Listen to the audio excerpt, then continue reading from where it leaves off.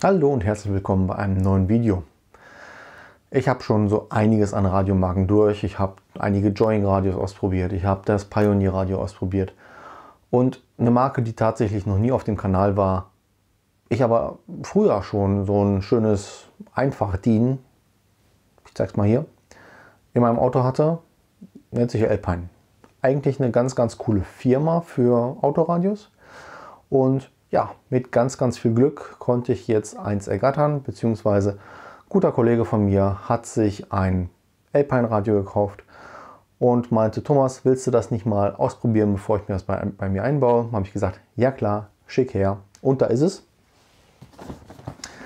Dieses gute Stück, ein Alpine ILX 705D, Doppel-DIN-Radio.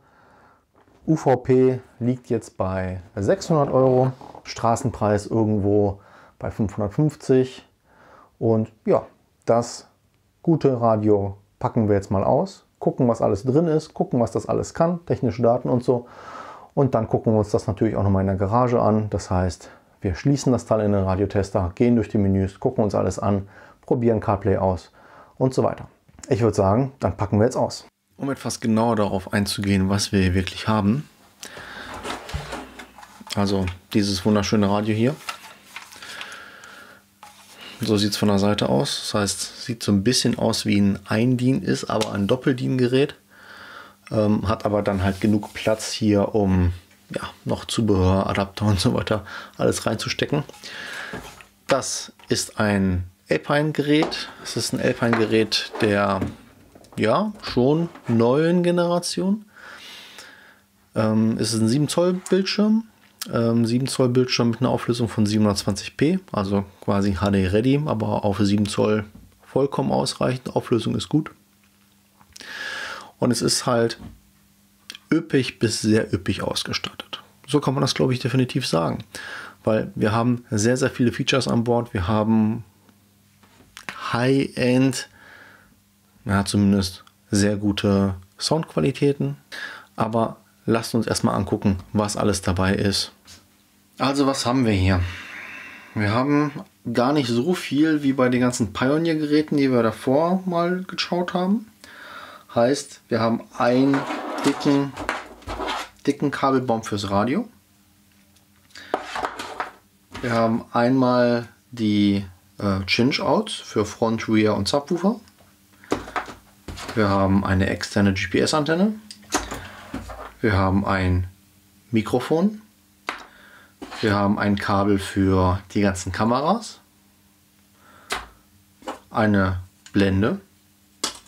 Und das Radio selber. Gehen wir mal auf die einzelnen Sachen ein bisschen ein. Fangen einfach mittendrin an. Die Blende ist eine ganz normale matt schwarze Blende, die kommt halt aufs Radio drauf, damit das halt alles schön passt. Ist normal, nichts Besonderes. Kabel. Das ist tatsächlich ein Kabel, was ganz normal hinten ins Gerät reinkommt.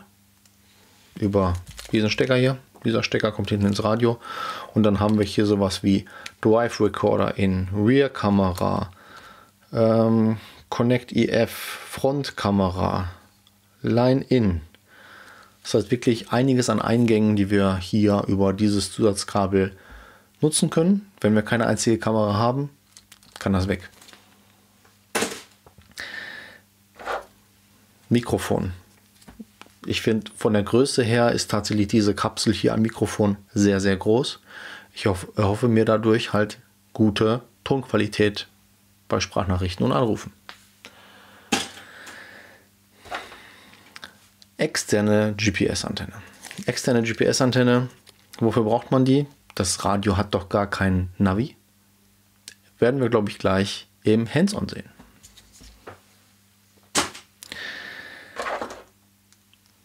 Change-Out-Kabel. Auch hier, eigentlich kann man es fast sagen, Alpine-typisch, ein kleiner Stecker, der ins Radio kommt. Und dann haben wir insgesamt 6 Change-Outs.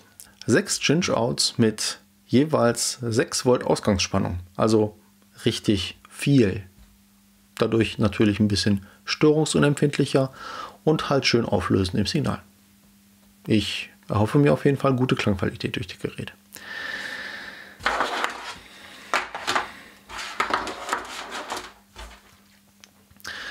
Dann ein Stecker, den ich gerade vergessen habe, das ist der Stecker für AUX, HDMI und Mikrofon. Also wir haben hier Mikrofoneingang, da kommt der Mikrofon dran, AUX Remote, HDMI Remote und die Lenkradfernbedienung. Heißt eigentlich ein sehr wichtiges Kabel, nicht vergessen, sonst funktioniert auf jeden Fall die Lenkradfernbedienung nicht und die Freisprecheinrichtung. Also ganz, ganz dringend. Und das letzte Kabel ist so ein großes Kabelgewirr. Da ist halt alles dran, was normalerweise der ISO-Stecker hat. Heißt, wir haben hier auch zwei ISO-Stecker auf der Gegenseite und ja, ganz normal Lautsprecherausgang, Strom, Zündung, Remote. Das sind die Sachen, die hier alle dran sind. Zusätzlich haben wir hier nochmal ein Rückfahrsignalkabel. Das heißt, das kann an den entsprechenden CAN-Bus-Adapter mit dem Rückfahrsignal. Wir haben halt eine blaue Remote-Leitung. Wir haben auch noch eine Handbremsleitung. Auch hier die Handbremsleitung ist wichtig anzuschließen an die Handbremse, damit man auch wirklich alle Einstellungen vornehmen kann. Wenn man die nicht anschließt, kommt man nicht in alle Einstellungen ran. Ja, und das alles wird einfach hinten ins Radio reingesteckt. Wenn wir uns hinten das Radio angucken, sieht er so aus. So. Wir haben einiges an Steckern und Kabeln, aber wir haben auch einiges an Sachen, die da halt rein müssen. Deswegen die ganzen Kabelbäume, die wir haben. Das, was ihr vielleicht gesehen habt, hier steht HDMI. HDMI steht für Video. Das heißt, dieses Gerät kann tatsächlich einen Videoeingang verarbeiten und das auch wieder ausgeben. Heißt, wir haben die Möglichkeit, Displays hinten anzuschließen oder sonstiges. Das Radio hat auch relativ viele Tasten hier vorne. Das heißt, wir haben lauter, leiser, wir haben Musik, wir haben Menü, wir haben Kamera, weiter, zurück, Sprachassistent, Navi, alles Mögliche mit echten Tasten. Also es ist schon mal auf jeden Fall sehr vorteilhaft an der Stelle. Ja, und wenn wir uns jetzt einmal die Specs von dem Gerät anschauen, dann sehen wir auch so circa in welcher Liga wir hier spielen. Ich habe schon gerade gesagt, das ist ein 7 Zoll Gerät mit einem 720p Display. An der Stelle HDMI In-Out ist auch 720p, aber bei der Größe des Bildschirms ist das vollkommen in Ordnung. Das Radio hat aber auch alles andere, was man sich heutzutage von einem Radio wünscht. Heißt, wir haben Wireless CarPlay, Wireless Android Auto, wir haben DAB+, wir können Hi-Res-Dateien abspielen, heißt FLAC-Dateien mit 24-Bit. Wir haben erweiterte DSP-Funktionalität an Bord und wir haben sogar eine Tidal-Integration. Heißt Tidal, so ein Dienst wie Apple Music und Co.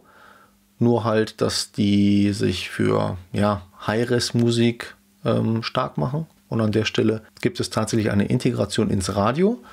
Heißt an der Stelle, man muss nicht in sein CarPlay reingehen, obwohl es eigentlich vorteilhaft wäre, sondern kann das halt direkt von der Oberfläche aus machen. Das Radio hat 2 USB-Anschlüsse, also quasi hinten die Kabel, die aus dem Radio rausgucken, das sind 2 USB-Anschlüsse. Beide können benutzt werden. Das eine ist halt für CarPlay reserviert, beziehungsweise nur an dem einen funktioniert CarPlay, das andere funktioniert ganz normal. Und neben 2 USB-Eingängen gibt es tatsächlich auch 2 Kameraeingänge. Das heißt, man kann halt seine Front- und seine Heckkamera daran anschließen, um 2 Bilder zu haben und so vorne und hinten zu sehen, was los ist. Das Radio hat auch erstmalig bei Alpine mit ein paar anderen Modellen einen Class D Verstärker bekommen. Heißt, es hat eigentlich wie alle anderen Radios auch 4x50 Watt Ausgangsleistung. Aber an der Stelle geht man halt ein bisschen einen anderen Weg und baut Class D Endstufen ein. Kennt man halt aus meinen anderen Videos und so. Sind effizient, klingen gut. Ich bin gespannt, was der Ton so macht. Bei den DSP-Funktionalitäten haben wir, auf den ersten Blick einen üppigen Equalizer. Also man spricht von 56 Bändern. Wenn man sich aber anguckt, wie diese 56 Bänder getrennt sind, dann ist es jetzt nicht mehr ganz so pompös, aber immerhin haben wir sehr, sehr viele EQ-Bänder. So ist das, wenn wir uns das System auch angucken, haben wir 4x13 Bänder für die normalen Lautsprecherausgänge, das heißt vorne links, vorne rechts, hinten links, hinten rechts, und noch 4 zusätzliche Bänder für den Subwoofer. Auch von den Einstellungen, die das Teil hat, wir haben tatsächlich eine Laufzeitkorrektur in dem Gerät. Wir haben Weichen, das heißt, wir können die Lautsprecher trennen, oben und unten, High Pass, Low Pass. Wirklich DSP-technisch brauchbar ausgestattet. Natürlich immer noch nicht zu vergleichen mit einem externen DSP, wo man wirklich, wirklich, wirklich viel mehr einstellen kann.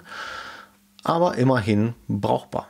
Eine Sache, die ich zuvor noch nie gesehen habe bei einem Radio, aber echt sinnvoll ist, man kann zu diesem Alpine ein kleines Zusatzgerät kaufen und dieses Zusatzgerät läuft quasi per Bluetooth und damit kann man seine Lautstärke lauter und leiser machen. Weil lauter und leiser ist halt wirklich der Hauptanwendungsfall von einem Autoradio, wenn man keine Lenkradfernbedienung hat. Und so kann man sich jetzt ein Mini-Bluetooth-Dongelchen irgendwo dran kleben und damit kann man lauter und leiser machen und wenn man drückt, sogar die Kamera anmachen. Total praktisch, habe ich noch nie gesehen, geile Erfindung. Viel mehr habe ich hier jetzt nicht zu erzählen, deswegen würde ich sagen, wir gehen direkt rüber an den Radiotester und ab ins Hands-on. Genau, angeschlossen ist das gute Gerät schon. Machen wir mal die Zündung an. Die Hochfahrzeit von dem Gerät finde ich schnell. Auch sieht man einen schönen Fade-In vom Alpine-Logo. Echt schön. Das erste, was wir ausprobieren, ist das Radio. Habe natürlich wieder keine Antenne angeschlossen, aber wir sehen so ein bisschen die Bedienung. Das heißt, das ist schon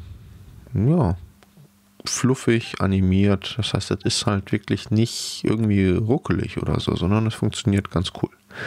Die Töne, die aus dem Gerät kommen, ich habe jetzt die Tastentöne und alles noch an. Gewöhnungsbedürftig. Was ich cool finde, ist, dass auch das DAB-Radio, also der DAB-Empfang, im Radio-Tab integriert ist. Das heißt, wir haben hier keine separate App für DAB, sondern das ist alles in einem.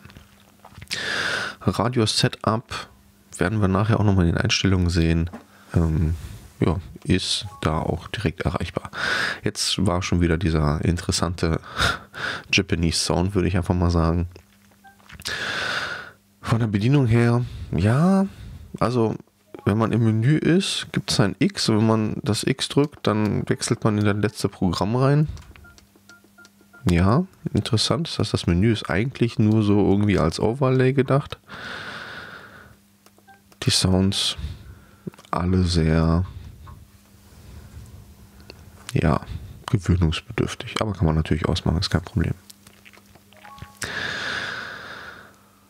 Ja, im Endeffekt relativ einfach von der Bedienung. Wir haben hier noch ein Zusatzmenü. Dieses Zusatzmenü ist, ich würde schon sagen, so irgendwie das Soundtuning. Da haben wir halt die Lautstärke, die wir sehen. Ansonsten sehen wir doch immer die Bordspannung. Das ist ein Feature, das habe ich halt sonst relativ selten gesehen.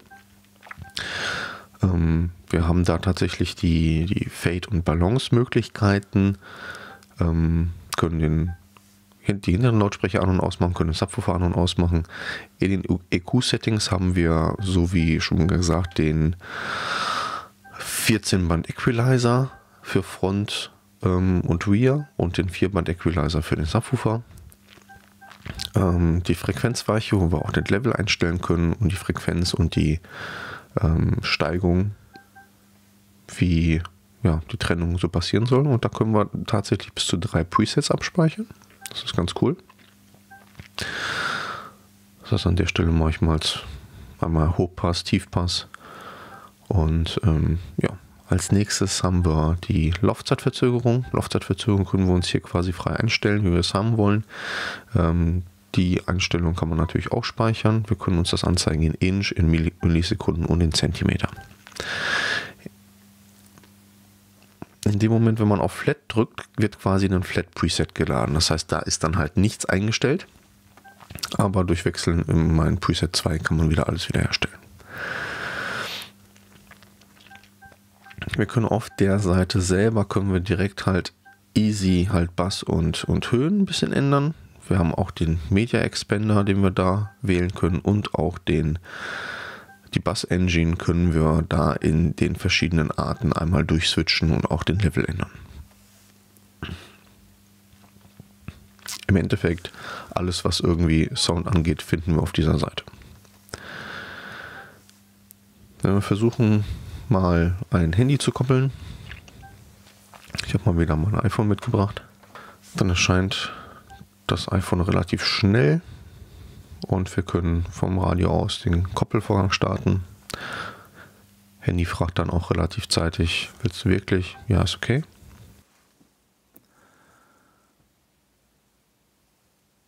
Und dann sind wir schon verbunden. Die Frage nach dem CarPlay.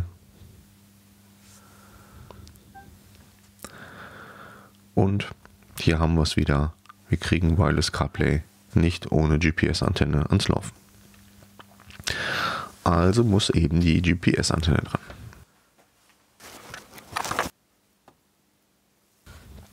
Um dann das Gerät mit CarPlay zu verbinden, müssen wir uns einmal trennen. Und beim erneuten Verbinden werden wir gefragt, was wollen wir machen. Da können wir CarPlay anklicken und dann sind wir auch schon verbunden. Handy fragt dann natürlich nochmal, ob wir wirklich CarPlay nutzen wollen. Und der Rest geht dann relativ schnell. Da sind wir auch schon verbunden.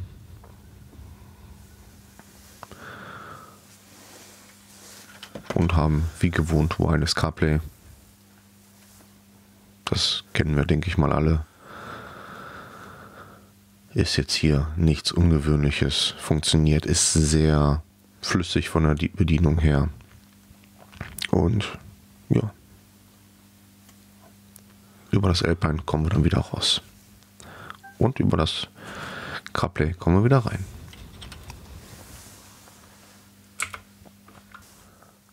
Wenn wir dann das andere CarPlay-Symbol drücken, dann startet die Musik direkt. Ja gut. Braucht man jetzt meiner Meinung nach nicht. Und dann gucken wir uns mal die Einstellungen an.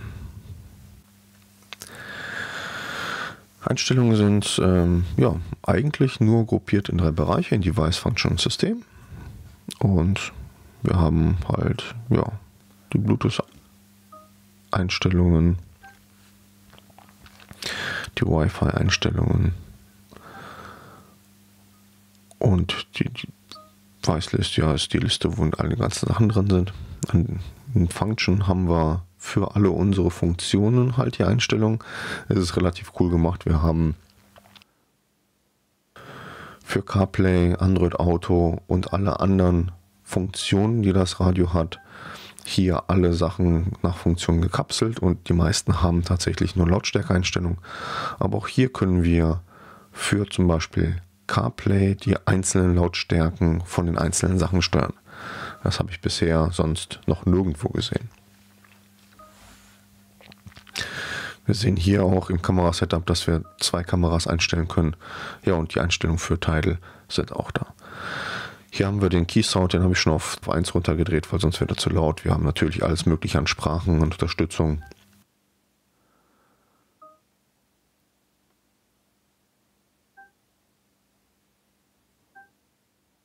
Beim Lightning ist es interessant, ich habe hier mal den Dimmer ausgemacht, weil das Radio benutzt nicht die Lichtfunktionalität vom Auto. Das heißt, es kommt zwar ein Lichtsignal mit meinem Radiotester mit, aber die wird hier ignoriert, weil das Radio hat selber einen Helligkeitssensor, die es halt standardmäßig nutzt. Ihr könnt halt die Farben ein bisschen einstellen, einen Security-Code vorgeben, sagen, was Priorität hat von der Quelle her.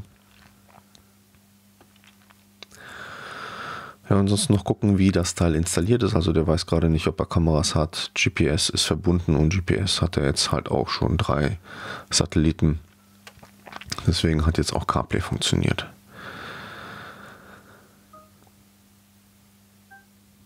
Wir sind in Version 2, das heißt an der Stelle laut Alpine braucht man aktuell keine Updates.